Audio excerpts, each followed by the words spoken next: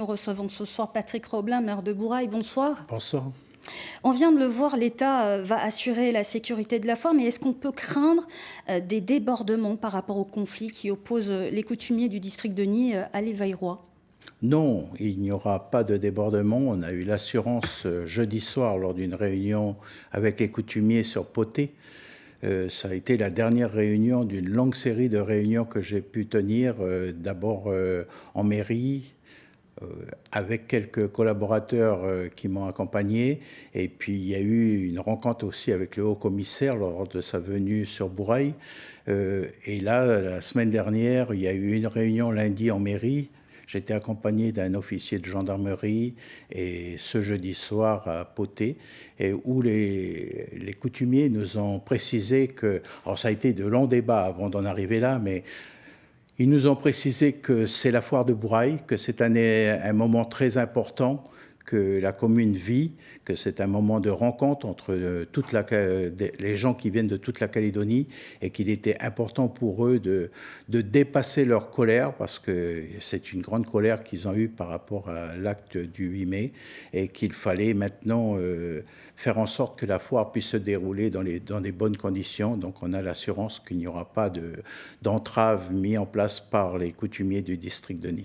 Alors ça, c'est pour la foire de Bourail, mais les coutumiers souhaitent toujours le départ de l'Éveil-Roi de la présidence du comité de foire. Du coup, la foire pourra se tenir avec comme président M. L'Éveil-Roi, mais c'était aussi notre engagement. Lorsque les coutumiers sont intervenus en mairie, on était en réunion avec le comité de la foire, et suite à l'intervention de la gendarmerie, des coutumiers, moi, avec mon premier adjoint, on a rassuré le comité foire en leur disant, nous, notre engagement, c'est de faire en sorte que la foire puisse se dérouler avec vous. Et ce soir, on peut en parler, puisque c'est ce qui va se passer ce week-end prochain. Alors Patrick Roblin, Julien Boigny-Moi, le porte-parole des coutumiers du district de Nîmes, nous disait ce jeudi combien la descente du drapeau indépendantiste avait bousculé le vivre ensemble au sein de la commune. Il dit même le vivre ensemble à Bourail, ce n'est pas une utopie, c'est la réalité depuis des années. Croyez-vous encore au destin commun? Bien sûr, on n'a pas le choix. Pour les gens qui veulent vivre sur ce pays, il faut croire au destin commun, au vivre ensemble. Alors, vous savez, le vivre ensemble, c'est quelque chose qui s'entretient. Ce sont des relations qui s'entretiennent jour après jour. Alors, il y a sur les lieux de travail, mais ça, on peut se fréquenter sur un lieu de travail sans vraiment se connaître. Et puis, il y a des occasions. Les occasions, il y a celles qui nous regroupent régulièrement, ce sont les enterrements, malheureusement, les mariages où on se retrouve, et puis il y a des grandes fêtes qui sont célébrées dans les villages, et sur Bourail, on a l'habitude de vivre la fête de l'Igname tous les fins de mois d'avril, et c'est une grande cérémonie qui est préparée par les coutumiers. Cette année, elle a eu lieu sur Nîmes, et nous sommes invités à y participer. Et chaque délégation, la délégation d'Européens, de métropolitains, des Arabes, de Nessadiou, de Bogen, les Wallisiens viennent avec leurs coutumes, on fait la coutume en arrivant, on offre ce qu'on a apporté, et c'est l'occasion d'échanges nourris entre nous pendant toute une journée. On va enlever la nourriture du four ensemble, et puis après on partage cette nourriture. Et l'après-midi, c'est l'occasion de prendre la parole au micro, d'échanger, etc. Et puis pendant ce temps-là, on est assis sur les bancs, par terre, et puis on discute, et ça, c'est très riche. Et on pourrait dire, oui, mais c'est seulement envers les Wallisiens. Mais non, parce que quand les Arabes font aussi la même chose avec leur fête culturelle, et ils nous invitent, et c'est ça qui nourrit nos relations, et c'est important. Et comment vous expliquez que ça ne marche pas partout sur le territoire? Peut-être que les équilibres sur Bourail sont suffisants, les communautés sont suffisamment importantes et équilibrées de manière à... Parce que pour faire tout cela, il faut des vraies relations, se rencontrer, mais il faut beaucoup de respect aussi. Et je pense que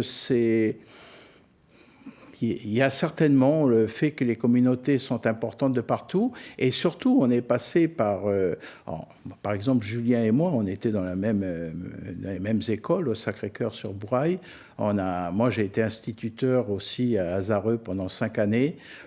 Tous ceux qui ont 40 ans aujourd'hui, ça a été mes élèves, 40, 45 ans. Donc, il y a tout ça qui fait qu'aussi, on a créé du lien. Vous avez créé du lien. Il faut créer du lien et profiter de toutes les occasions qui sont offertes pour rencontrer. Parce qu'on peut aussi, et ce n'est pas 100% de la population qui se retrouve à chaque fois, il y a des gens qui préfèrent rester chez eux, ne pas s'ouvrir. C'est dommage. Alors Patrick Roblin, justement, ce vivre ensemble, est-ce que vous pensez qu'il peut être menacé? Je fais référence justement au rejet du projet d'accord de Bougival par le FLNKS. Comment vous accueillez cette nouvelle? Le rejet ce qu'on apprend ce soir et puis à la radio aujourd'hui, c'est triste parce que le principe même d'un accord, c'est de marcher ensemble. Même si l'accord de Nouméa n'a pas toujours été... on ne s'est pas toujours tendu la main pour marcher ensemble. Moi, je pense qu'il faut qu'au départ, on soit on marche ensemble. Et aujourd'hui, on voit qu'il y a une grosse partie il y a un groupe politique, le FLNKS, c'est pas rien, qui se pose des questions. Alors, et qui refuse carrément. Beaucoup de gens se posent des questions aujourd'hui. Vous êtes inquiet d'ailleurs pour la suite? C'est pas inquiet par rapport au FLNKS du refus ou uniquement par rapport à l'accord de Bougival? Par toute la situation. Par toute la situation. Il faut toujours être inquiet parce que quand on est inquiet, ça veut dire qu'on prend au sérieux la situation. Il faut qu'on trouve une solution. Vous disiez tout à l'heure en introduction que le ministre se rend dès le 18 août en Nouvelle-Calédonie. À mon avis, le ministre doit rencontrer les leaders du FLNKS et très rapidement voir qu'est-ce qui pose problème. Nous, personnellement, moi qui suis maire, j'ai plein de questions à poser. Et malheureusement, quand on les pose, on n'a pas toujours de réponse parce que j'ai l'impression que Bougival, c'est un accord à plusieurs étages. Hein? Vous pourriez participer au comité de rédaction? Moi, si on m'invite, je participe.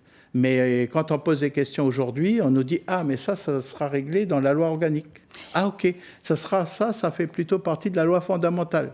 Malheureusement, la loi fondamentale arrive après le référendum et ça veut dire qu'on va se prononcer sur l'accord de Bougival sans avoir la totalité de l'accord et de l'organisation politique de notre territoire. Alors, très vite, monsieur le maire, dans ce projet d'accord de Bougival, quelle place pour les communes? C'est la question qu'on se pose parce que nous, on demande à avoir plus de recettes propres. Et pour le moment, on ne parle pas des communes dans l'accord de Bougival. Alors, voilà. Alors, peut-être que ça sera traité dans la loi organique, peut-être que dans la loi fondamentale, je ne sais pas. Je ne peux pas répondre. Donc, c'est tout ça qui nous laisse un peu perplexes. Alors, on va passer maintenant aux questions Facebook. Première question d'un internaute qui va apparaître à l'écran. Comment justifiez-vous d'avoir retiré près de 3,8 millions de francs de subventions à la foire de Bourail? Alors ça, c'est impossible. Je vous dis tout de suite. La subvention qu'on accorde au comité foire depuis que je suis à la mairie, depuis 2008, elle est de 700 000 francs. Et on donne 100 000 francs pour l'élection de Miss Bourail et Miss Foire. Donc, on ne peut pas avoir retiré 3,8 millions. Ce qu'on a dit au comité foire, c'est que la subvention sera un peu en dessous de ce qu'elle est d'habitude. Au lieu d'être à 700 000, on descendra à 400 000, peut-être à 500 000. Et elle n'est toujours pas votée. Je vous explique très rapidement pourquoi. C'est que les associations de loi 1901 doivent présenter leur bilan moral et financier avant le 31 mars. Cette année, le comité foire a organisé son AG autour du 10 juillet. Et donc, nous, n'ayant pas de bilan moral et financier, on ne l'a pas inscrit au moment du conseil municipal. Donc, il faut attendre. Maintenant qu'on a le bilan, on va le présenter lors du prochain conseil municipal. Mais c'est impossible qu'on ait supprimé 3,8 millions. Alors, deuxième question, Patrick Roblin, très rapidement. Comptez-vous facturer la location du site de Téné, l'électricité et l'eau au comité de foire? Oui, c'est ce qui se fait régulièrement, tous les ans. Le comité loue le site. C'est 100 000 francs par jour et il ne loue que les 3 jours de foire. Il ne loue pas la semaine de préparation et la semaine de nettoyage, que les 3 jours, ça a toujours été. Et lorsqu'on leur donne les clés, il y a EEC vient relever le compteur électrique et ils prennent en charge leur électricité juste pendant le temps de la foire et idem pour l'eau. Mais ça s'est toujours fait. Donc, on est un peu surpris qu'on nous sorte ce genre de choses. Maintenant, si les téléspectateurs veulent avoir confirmation, il y a M. Andrew Beaune ou Brigitte Ardel qui peuvent partager ce que je viens de dire là. Voilà, ce soir. l'invitation est lancée et c'était le mot de la fin. Merci beaucoup, Patrick Roblin, d'avoir été avec nous ce soir. Merci de m'avoir invité.